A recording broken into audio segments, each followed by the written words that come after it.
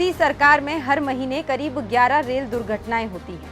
पिछले 14 दिनों में ही 7 बड़े रेल हादसे हुए हैं। सिर्फ जून से जुलाई के बीच हुए ट्रेन हादसों में 21 यात्रियों की जान गई और सैकड़ों घायल हुए। अब सवाल ये उठता है कि आखिर इतनी रेल दुर्घटनाएं क्यों हो रही हैं?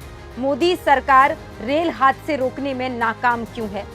क्यों हर महीने 11 रेल हादसे हो रहे हैं? रेलवे में 3 लाख पद खाली पड़े हैं। अब जरा अंदाजा लगाइए कि अगर 3 लाख पद खाली पड़े हैं तो हर डिपार्टमेंट में स्टाफ की कितनी बड़ी कमी होगी। मोदी सरकार रेलवे में भर्तियां ही नहीं निकाल रही है। रेलवे स्टाफ ओवर शिफ्ट करने को मजबूर है। लोको पायलट 48 घंटे लगातार काम कर रहे हैं, जिसकी वजह से लगातार रेल हादसे हो रहे हैं। रेलवे का बजट लगातार कम होता जा रहा है। 2017 के बाद मोदी ने अलग से रेल बजट पेश करना ही बंद कर दिया। कम बजट और रेलवे की अनदेखी की वजह से रेलवे ट्रैक, सिग्नल, कोच जैसी चीजों पर खर्चा ही नहीं हो रहा। मोदी सरकार ने ट्रैक रिन्यूअल का बजट बढ़ाने की बजाय घटा दिया है।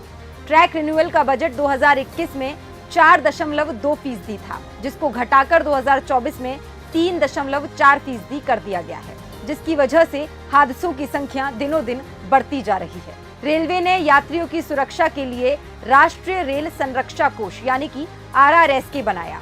इसमें 5 साल के लिए 1 लाख करोड़ रुपए आवंटित किए गए थे। टैक्स पेयर्स के इस पैसे का इस्तेमाल यात्रियों की सुरक्षा सुनिश्चित करने के लिए किया जाना था, लेकिन रेलवे के अधिकारी इस पैसे से फुट मसाजर, जैकेट, फर्नीचर, महंगी क्रॉकरी, किचन का सामान, इलेक्ट्रॉनिक उपकरण, लैपटॉप और महंगी महंगी गाड़ियां खरीद रहे हैं। कैग ने अपनी रिपोर्ट में बताया कि जिस फंड का इस्तेमाल सुरक्षा के लिए होना था, उससे ऐशो आराम की चीजें खरीदी जा रही थी। रिपोर्ट में लिखा कि इस फंड का इस्तेमाल गलत तरीके से किया गया। यही वजह है कि आज रेलवे पूरी तरह बर्बाद हो चुका है। भ्रष्टाचार की भेंट चढ़ चुका है। ट्रेन अब भगवान भरोसे चल रही हैं और यात्री अपनी जान के खुद जिम्मेदार हैं, क्योंकि मोदी के राज में ना तो कोई इन हादसों की जिम्मेदारी लेता है और ना ही इस्तीफा देता है।